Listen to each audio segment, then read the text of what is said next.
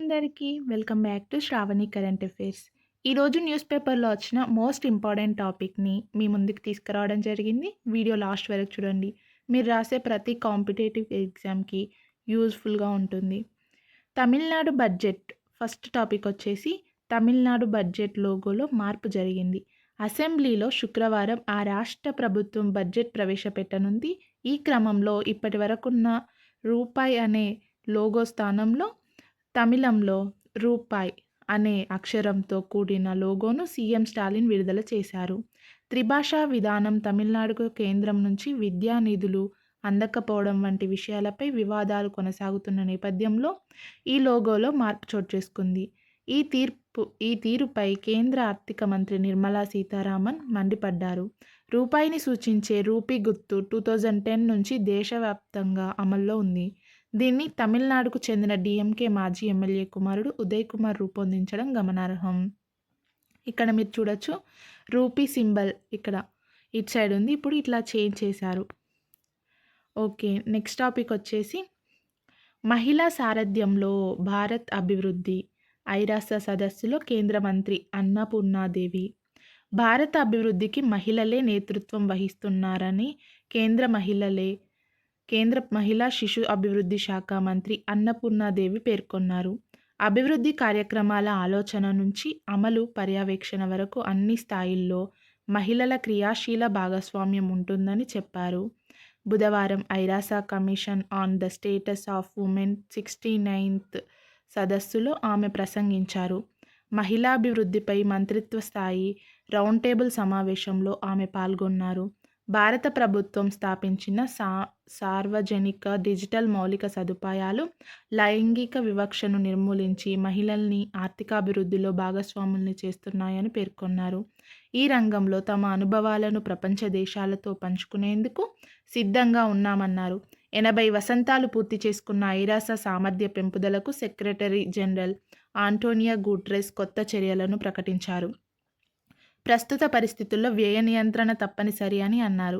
సామర్థ్య పెంపుదలకు తీసుకోదగిన చర్యల కోసం అండర్ సెక్రటరీ జనరల్ గై రైడర్ నేతృత్వంలో ఒక అంతర్గత కార్యదళాన్ని నియమించారు. ఓకే, నెక్స్ట్ టాపిక్ వచ్చేసి యువతకు కృత్రిమ మేధలో శిక్షణను మైక్రోసాఫ్ట్తో ఒప్పందం. ఏపీలో యువతకు కృత్రిమ మేధలో శిక్షణకు ఇప్పించి వారిలో సాంకేతిక నైపుణ్యాన్ని పెంచేందుకు అంతర్జాతీయ టెక్ దిగ్గజం మైక్రోసాఫ్ట్తో ఏపీ ప్రభుత్వం కీలక ఒప్పందం చేసుకుంది. రాష్ట్ర సచివాలయంలో విద్యా, ఐటీ శాఖ మంత్రి నారా లోకేష్ సమక్షంలో మైక్రోసాఫ్ట్ ప్రతినిధులు, రాష్ట్ర నైపుణ్యాభివృద్ధి సంస్థ అధికారులు ఒప్పంద పత్రాలపై సంతకాలు చేశారు. ఈ ఒప్పందం వృత్తి విద్య, మాధ్యమిక పాఠశాలల విద్యార్థులు, యువతలో ఏఐ అధునాతన సాంకేతిక నైపుణ్యాలను పెంపొందించి పరిశ్రమలకు అవసరమైన సిబ్బందిని తయారు చేసేందుకు ఉపయోగపడుతుంది. మంత్రి లోకేష్ మాట్లాడుతూ, ఏడాదిలో 2 లక్షల మంది యువతకు మైక్రోసాఫ్ట్ సంస్థ నైపుణ్య శిక్షణను ఇస్తుంది. రాష్ట్రంలోని 50 గ్రామీణ ఇంజనీరింగ్ కళాశాలల్లోని 500 మంది అధ్యాపకులు, 10,000 మంది విద్యార్థులకు ఏఐ, క్లౌడ్ కంప్యూటింగ్పై శిక్షణ అందిస్తుంది. గ్రామీణ ప్రాంతాల్లోని 30 ఐటీఐల్లో 30,000 మంది విద్యార్థులకు డిజిటల్ ప్రొడక్టివిటీలో ఏఐ ట్రైనింగ్ ఇస్తారు. యునిసెఫ్ భాగస్వామ్యంతో పాస్పోర్ట్ టు ఎర్నింగ్ 2.0 ప్రవేశపెట్టేందుకు వీలుగా 40,000 మందికి కేంద్ర కార్మిక ఉపాధి మంత్రిత్వ శాఖ ఆధ్వర్యంతో 20,000 మందికి ఏఐ నైపుణ్యాలపై శిక్షణ ఇస్తుంది. ప్రభుత్వ పౌర సేవలను మెరుగుపరిచేందుకు 50,000 మంది ప్రభుత్వ ఉద్యోగులకు 100 గంటల పాటు ఏఐలో ట్రైనింగ్ ఇస్తారని పేర్కొన్నారు. ఓకే అండి, నెక్స్ట్ టాపిక్ వచ్చేసి కుమారుడికి 85 ఏళ్ల తల్లి కిడ్నీ అంట. ఇది ఢిల్లీలో విజయవంతంగా శస్త్రచికిత్స చేశారు వైద్యులు.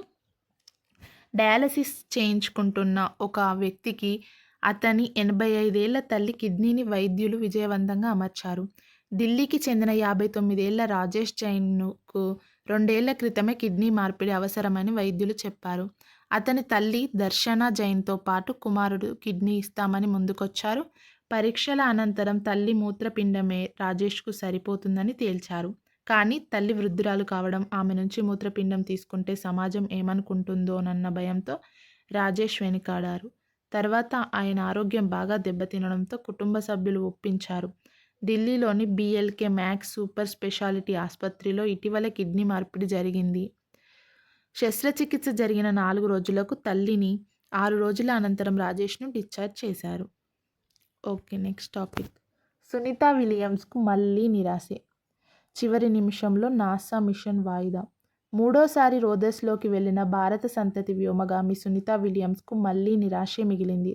దాదాపు 9 నెలలుగా అంతరిక్ష కేంద్రంలోనే ఉన్న సునీత, బజ్ విల్మోర్‌ను భూమిపైకి తిరిగి తీసుకొచ్చేందుకు నాసా, స్పేస్ ఎక్స్‌లు నిర్వహించాల్సిన మిషన్ వాయిదా పడింది. అమెరికాలోని ఫ్లోరిడా నుంచి 4 వ్యోమగాములతో ఫాల్కన్ రాకెట్ బయలుదేరేందుకు సిద్ధమైన క్రమంలో సాంకేతిక సమస్య తలెత్తడం వల్ల ప్రయోగం నిలిచిపోయింది. హైడ్రాలిక్ వ్యవస్థలో సమస్య ఉత్పన్నం కావడం వల్లే దీన్ని ఆపేసినట్లు నాసా పేర్కొంది. లోపలే ఉన్న వ్యోమగాములు తుది నిర్ణయం కోసం నిరీక్షించారు. కౌంట్డౌన్ ఇంకో గంట మిగిలి ఉండగా నాసా తన నిర్ణయాన్ని ప్రకటించింది. సమస్యను పరిష్కరించి మరో ప్రయోగం చేయనున్నట్లు తెలిపింది. దీంతో వ్యోమగాముల రాక ఆలస్యం కానుంది. 2024 జూన్ 5న ప్రయోగించిన బోయింగ్ వ్యోమనౌక స్టార్ లైనర్లో అంతర్జాతీయ అంతరిక్ష కేంద్రంకు చేరుకున్న సునీత విలియమ్స్, బజ్ విల్మోర్లు స్టార్ లైనర్లో సమస్యల వల్ల అప్పటి నుంచి ఐఎస్ఎస్లో ఉంటున్న విషయం తెలిసిందే. ఓకే అండి. వీడియో నచ్చితే లైక్ చేయండి, షేర్ చేయండి, సబ్స్క్రైబ్ చేసుకోండి. ఇలాంటి మరిన్ని యూస్ఫుల్ వీడియోస్ కోసం మన ఛానల్ని సబ్స్క్రైబ్ చేసుకోండి.